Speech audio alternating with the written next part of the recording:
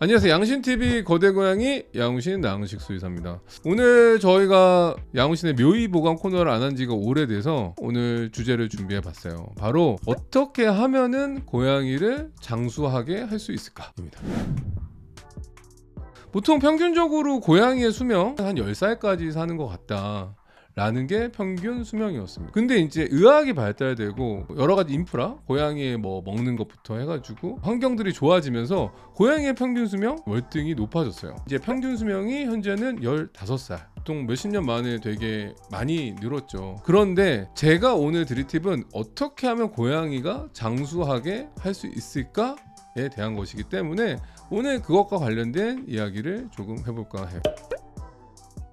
먼저 만약에 뭐 품종묘를 입양하셨다던가 아니면 특정한 고양이 대부분에 해당되는 거긴 하지만 먼저 어렸을 때 유전자 검사를 받아보는 것을 추천드려요. 유전자 검사라는 것은 체열을 해서 혈액을 가지고 검사를 의뢰하면은 고양이가 가지고 있는 대표적인 질환이 얘가 있는지 없는지를 확인할 수 있는 검사입니다. 간단하게 검사 항목들에는 비대성 심근증이라고 해서 심장에 문제가 있는지 아니면 보인자로 있는지 아니면 아예 없는지를 확인할 수 있고요. 두 번째는 망막 위축증이라던가 시력과 관련된 문제라던가 다낭성 낭포낭증이라고 해서 신장에 물혹이 생기는 질환을 얘가 유전적으로 가지고 있는지 또 확인할 수가 있습니다. 스코티시 폴드 같은 경우에는 골연골 이형성증에 유전적인 소인이 있는지도 확인할 수가 있어요. 그래서 어렸을 때 이 체열을 해서 유전자 검사를 의뢰를 하게 되면은 이 네 가지 항목 중에 우리 고양이가 어디가 해당되는지를 확인할 수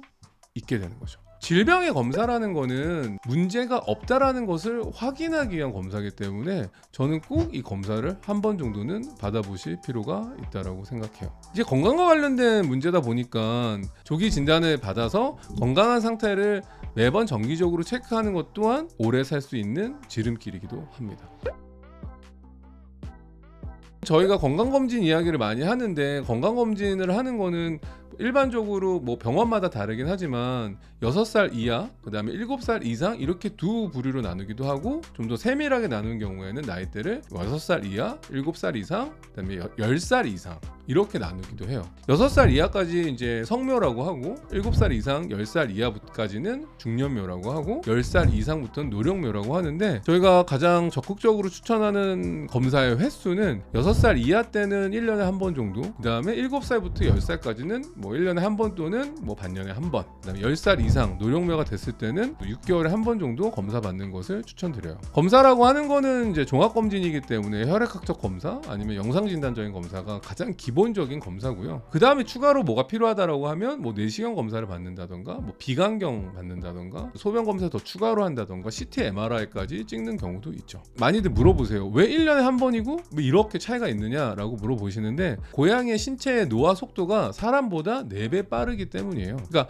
1년에 한 번 검사를 받는다라는 거는 사람으로 치면 4년에 한 번 건강검진을 받는 것과 동일한 거라고 보시면 됩니다. 그러면은 7살 이상이 되면 왜 6개월에 한 번이에요? 라고 물어보시는 분들이 많은데 그거는 이제 2년에 한 번, 그러니까 2년 동안 고양이의 신체 변화가 얼마만큼 바뀌었는지 체크하는 주기라고 보시면 돼요. 그래서 그만큼 빨라서 병의 진행 속도도 빠르고 병이 만약에 조금 문제가 생겨서 다음에 봤을 때는 더 빠르게 악화되는 경우도 있어요.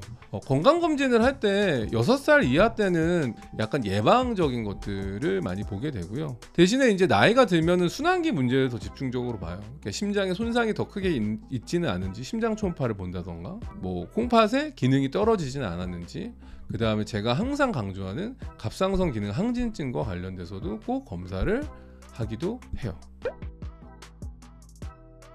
고양이를 장수하게 하는 가장 쉬우면서 효과적인 방법 중에 하나는 또 뭐가 있냐면은 치아 관리를 잘 해주시는 거예요. 보통 치석이 끼고 그러면은 치은염이 생기고 잇몸에 염증이 생기면은 심장 근육에 염증이 생기는 유발률이 높아진다, 발생률이 높아진다라는 보고도 있거든요. 그렇기 때문에 어렸을 때부터 치아 관리를 잘해주고 칫솔질에 익숙해 해주는 것 자체가 고양이의 건강 상태를 잘 유지할 수 있게 도움을 주는 거다 라고 보시면 될 것 같습니다. 고양이 칫솔질 관련돼서도 많이들 물어보세요. 매일 해야 되냐? 물론 잘하는 애들은 매일 해주면 좋기는 한데, 치석이 되기 전의 단계, 치태가 생기거나 아니면 이제 플라그 같은 것들이 생기는 주기는 보통 48시간 정도가 걸리기 때문에 내가 너무 힘들어서 매일 못한다라고 한다면 최소 이틀에 한 번 정도 칫솔질을 해주시는 게 추천되고요. 정기적으로 스케일링을 받는다던가 이런 것도 추천이 됩니다. 그렇기 때문에 치아 관리를 잘 해준다라는 거는 고양이의 장수에 도움이 된다는 걸 꼭 기억하시면 좋을 것 같아요.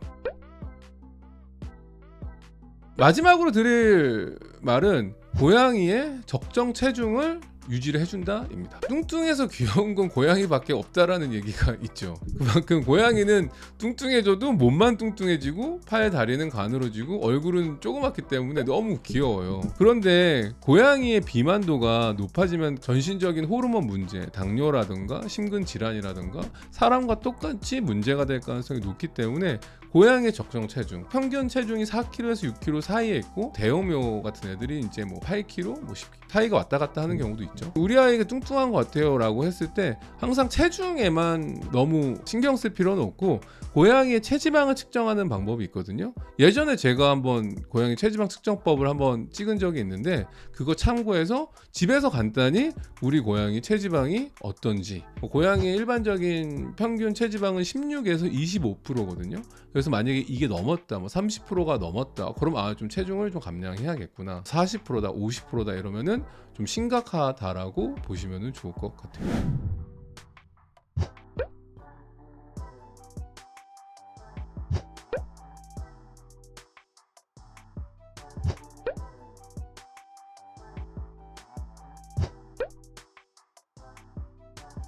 고양이 보호자님들이 항상 바람이 있어요. 내가 고양이보다 하루만 더 살다 가고 싶다. 이 말은 고양이가 최대한 내가 책임지고 끝까지 케어할 수 있는 고양이 보호자님들의 바람이 담긴 말이 아닌가 싶습니다. 별거 아니지만 정기적인 검진 이런 것들 통해서 사람과 동일하게 잘 관리해 주시면은 여러분 곁에 오래오래 있어 줄 수 있지 않을까 하는 바람에 오늘 영상 준비했고요. 오늘 내용이 도움이 되셨다면 구독과 좋아요, 알람, 댓글까지 부탁드리면서 안녕.